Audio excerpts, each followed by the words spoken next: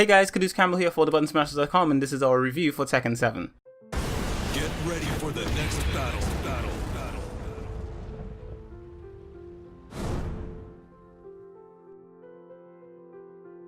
Over the years, I've indulged in numerous fighting games including Street Fighter, Mortal Kombat and the Naruto Storm series, but I am in no way an expert on this particular genre. It's a genre that I play casually without any interest in competing with other human players. My experience with these types of games usually involves me playing their campaign and arcade mode to completion, then bidding them adieu as I return to the warm embrace of a JRPG that's waiting patiently for me.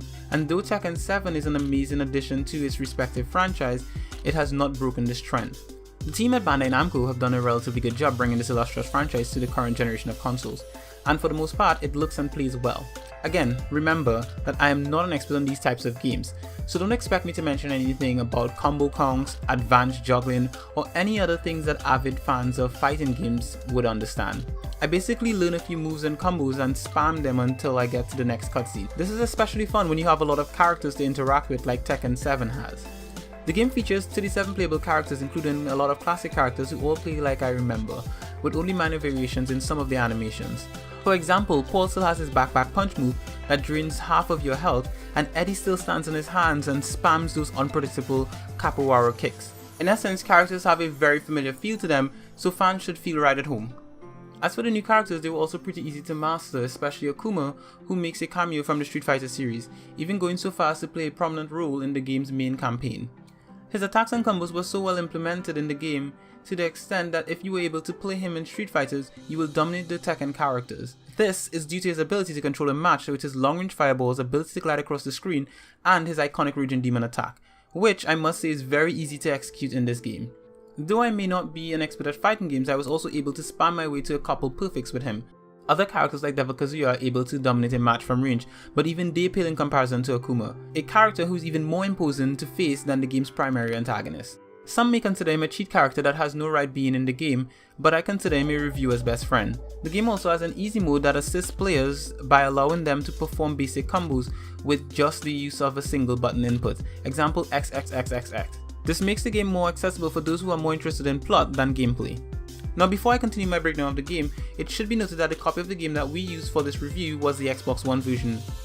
I felt the need to mention this because I didn't find the game looked as good on the Xbox One as it looked in trailers. Character models look more low-res than their pre-rendered counterparts, and yes, I know that games usually use pre-render cutscenes that look way better than the actual gameplay, but the distance between this and what you've seen in gameplay in trailers before is a bit too vast for my liking in the Xbox One version.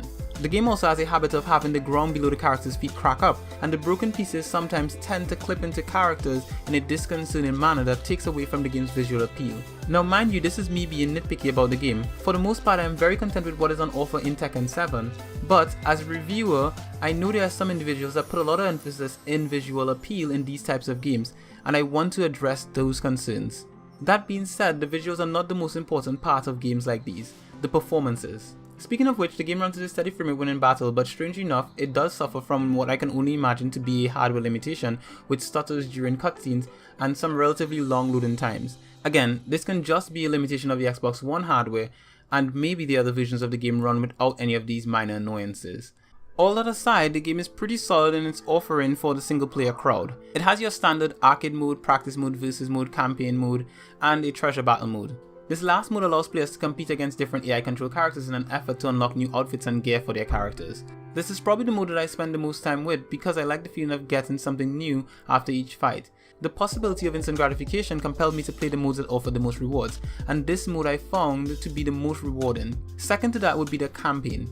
The plot is relatively easy to follow, and in a way I view it as more of a prequel sort of plot that tries to answer some questions about the Mishima family, which it does, but it also leaves a lot of unanswered questions to tease fans. My understanding of the previous Tekken games plots was quite limited before I started playing this entry, but with the inclusion of the cutscenes from all the previous games in the gallery mode and the way the campaign develops, it was easy enough to understand without playing the previous entries in the franchise. In my opinion, this makes Tekken 7 the most accessible Tekken game for newcomers who may want to give the franchise a try, but may evidently be put off by the number 7 preceding the name. After completing the main plot, I was able to tackle a few single battle subplots for each of the other characters, but Don't expect any grandiose attention to storytelling in these. They were primarily unsatisfying filler content that left me wanting more. Tekken 7 also offers a greatly customizable experience for players with the inclusion of a character customization mode that allows you to change the look of a character in a lot of interesting ways. Gone are the days of having 2 or 3 preordained character skins. Now you get to make your own version of each character. Don't like that here? Change it. All the customizations are also unlockable in-game and purchasable with in-game currency that the game is very generous with.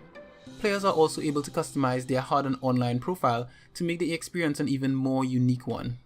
Now I know that there are some who may want to know about the online modes, but due to some internet connection issues I was unable to play that mode during my time with the game.